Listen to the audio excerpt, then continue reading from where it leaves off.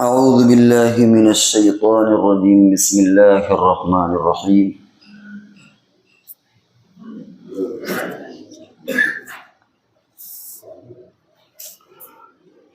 وجاءوا على قميصه بدم كذب قال بل سولت لكم انفسكم امرا فصبر جمیل واللہ المستعان على ما تصفون۔ ان آیات میں صبر کا بیان چل رہا تھا کہ صبر کی کتنی قسمیں ہیں، کون سا صبر اللہ کے ہاں زیادہ قدر اور منزلت رکھتا ہے اور کون سا صبر اس سے کم درجہ رکھتا ہے۔ اور بات یہاں تک پہنچی تھی کہ ہم کچھ مثالوں کے ذریعے سے بات اور واضح کریں گے، اور وہ مثالیں دو مثالیں جمعہ کے بیان میں بھی آئیں، انہیں کو اس وقت بھی دہرایا جاتا ہے۔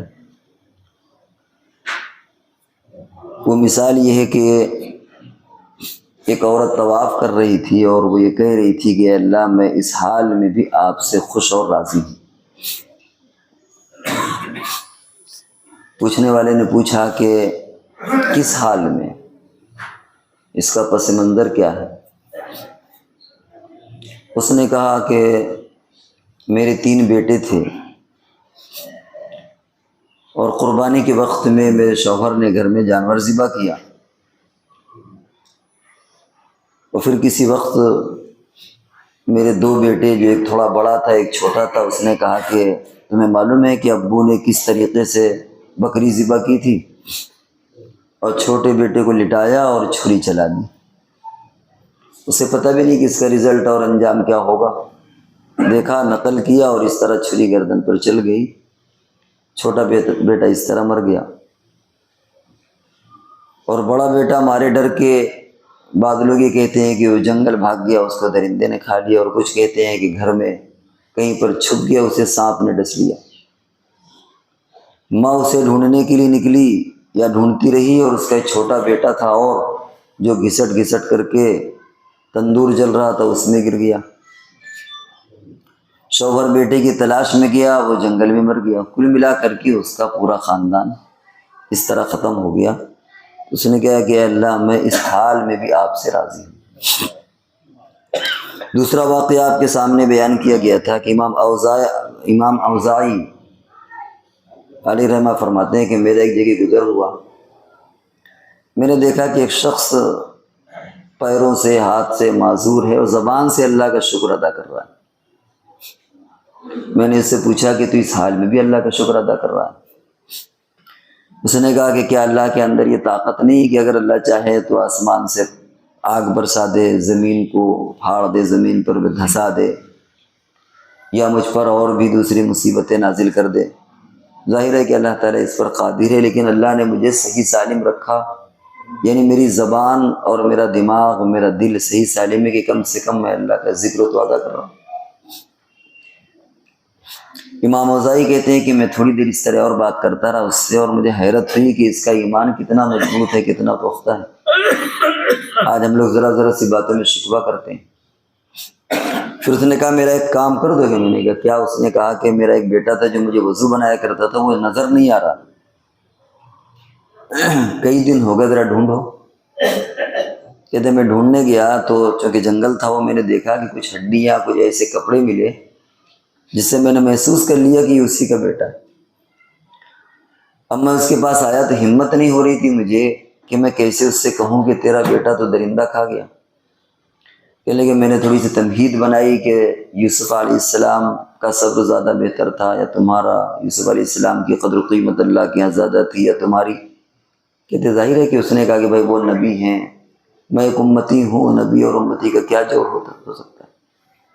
اللہ تبارک و تعالیٰ نے ان کے لیے فرمایا انا وجدناہ صابرا نعم العبد، ہم نے ان کو صبر کرنے والا پایا، کتنے اچھے بندے تھے۔ تو میرا ان کا کیا جوڑ؟ جب اس کے دل کو ٹٹول لیا کہ نہیں یہ غم اور برداشت کرنے کی پوزیشن پر ہے، تو میں نے کہا کہ بھائی تمہارا بیٹا، اس کو تو درندے نے کھا لیا اور یہ اس کے باقیات،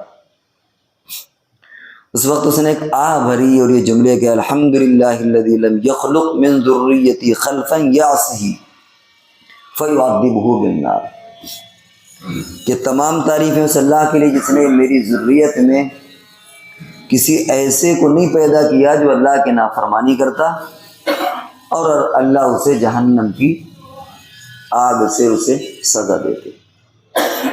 یعنی اس کا منشا یہ تھا کہ ٹھیک ہے اللہ کی مرضی، میرا بیٹا چلا گیا کوئی بات نہیں، کم سے کم میری نسل کو اللہ نے جہنم سے بچا لیا، میری نسل کو اللہ نے دجال کے فتنے سے بچا لیا۔ ایک اور واقعہ اس طرح کا ہے کہ غالباً صحابی ہیں، ان کے بیٹے کا انتقال ہوا، انتقال کے کسی درندے نے کھا لیا تو انہوں نے یہی جملے کہے کہ اللہ کا شکر ہے کہ اللہ نے میری نسل کو دجال کے فتنے سے بچا لیا، کیونکہ ظاہر ہے کہ ہماری جب نسلیں ہوں گی آگے جا کے، جب بھی دجال اپنے وقت پر آئے گا تو کیا ہوگا، وہ یا تو اس کا مقابلے میں کامیاب ہوں گے یا ناکام ہوں گے۔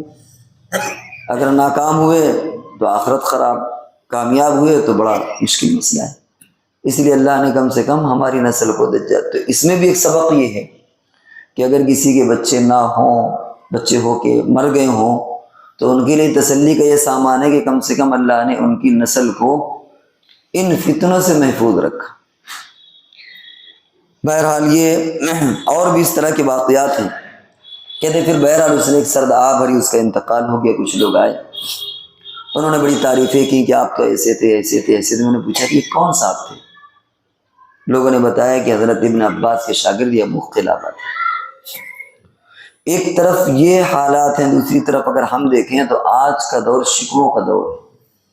آج ہم ذرا سی باتوں میں دور نہ جائیے، اگر ہمارے پیر پر ٹھوکر بھی لگ جائے نا تو ہم ایک بار اللہ سے شکوہ کر دیں، گاڑی گر جائے، ٹھوکر لگ جائے، کہیں پر چوٹ لگ جائے، کہیں پر لڑ جائیں، تو کبھی کبھی دل سے اور کبھی زبان سے ایسے جملے نکل جاتے ہیں جو اللہ کے ناشکری پر دلالت کرتے ہیں۔ کبھی مزاج کے مطابق بیوی نہیں ملی، کبھی مزاج کے مطابق بچے نہیں ہوئے، کوسنا شروع کر دیا، میری قسمت ایسی تھی، اللہ کو ایسے تھا ایسے تھا ایسے تھا۔ حالانکہ وہی بیوی اگر مر جائے تب آدمی کی قدر قیمت سمجھ میں آئے گی کہ کتنی کام کی تھی، کتنی کارآمد تھی، کیسے گھر کو سنبھالے ہوئے تھی، کیسے کھانا پکانا، صفائی ستھرائی، بچوں کی دیکھ ریکھ۔ لیکن اگر ذرا سا ہمارے مزاج کے خلاف ہو گیا تو بس سب سے پہلے کہ اللہ تعالیٰ کیا میری قسمت میں یہ بدت ہے، کیا مجھے کو ملنا تھا؟ خود آدمی کیسا اس پر غور نہیں کرتا، فوراً تو ٹھوکر لگ جائے تو شکوہ، ذرا سا مزاج کے مطابق ہو، ذرا سا ہو جائے تو شکوہ، بات بات پر ہم شکوہ کرتے ہیں، اور اس میں ہر طبقے کے لوگ شامل ہیں، سب اللہ کا شکوہ کر رہے ہیں۔ اس لیے ہمیں اللہ کا شکوہ نہیں کرنا چاہیے آج کے حالات میں۔ جس بھی حالت میں اللہ تبارک و تعالیٰ رکھے، راضی برضا جس کو کہتے ہیں، اللہ کی قضا پر اللہ کی رضا کی متمنی، اور اللہ کی رضا کو اپنی رضا سمجھنا چاہیے کہ اللہ نے ہمارے لیے جس چیز کا جو انتخاب کر دیا۔ ہم نے ایک مثال اور دی تھی اس میں کہ اگر کوئی بیمار ہوتا ہے تو اللہ تعالیٰ کے روایتوں میں آتا ہے، اللہ تعالیٰ فرماتے ہیں بندے میں نے تجھے بیمار رکھا اس لیے کہ مجھے معلوم ہے کہ اگر صحت دے دوں گا تو اللہ جانے تو کتنے لوگوں کو کے ساتھ جھگڑا کرے، لڑائی کرے، تیرا غصہ چڑھے اور تیرے لیے نقصان دے دنیا میں بھی اور آخرت میں، سے تجھے بیمار رکھا۔ اللہ تعالیٰ کسی کو صحت دیتے ہیں تو اس لیے کہ بندے اگر میں تجھے بیمار کر دوں تو اللہ جانے تو اللہ کی کیا ناشکری کر دے، ایمان ہی سے تو نکل جائے، اس لیے میں نے تجھے صحت دی۔ اگر اللہ تعالیٰ دولت دیتے ہیں تو اس لیے کہ اگر اس سے فقیر کر دیا تو ہو سکتا ہے کہ ایمان ہی پہ چھوڑ دے، شک شبے میں ہو جائے۔ اور اللہ تعالیٰ فرماتے ہیں بندے میں نے تجھے فقیر رکھا اس لیے کہ مجھے معلوم ہے کہ اگر میں تجھے مال دے دوں گا تو اللہ جانے تو آسمان میں موتے، کیا تکبر کرے، گھمنڈ کرے اور تیرا بیڑا غرق ہو جائے۔ تو اس لیے اللہ تعالیٰ جس حال میں بھی رکھیں، فقر ہو، غربت ہو، دولت ہو، صحت مند ہو انسان، بیمار ہو، ہر حال میں اس بندے کو اللہ کا شکر ادا کرنا چاہیے۔ صبر کی اور بھی اقسام ہیں، لیکن وہ وقتاً فوقتاً، کیونکہ اس صورت کے اندر بہت سی باتیں صبر کی آئیں گی وقتاً فوقتاً، انشاءاللہ پھر وہ بیان کی جاتی رہیں گی بیچ بیچ میں۔ ابھی یہیں تک رکتے ہیں، اور اب آگے انشاءاللہ یوسف علیہ السلام کو جو کنواں میں ڈالا اور ان کو جو صدمہ بہت زیادہ ہوا اس کی کیا وجہ تھی وہ انشاءاللہ پھر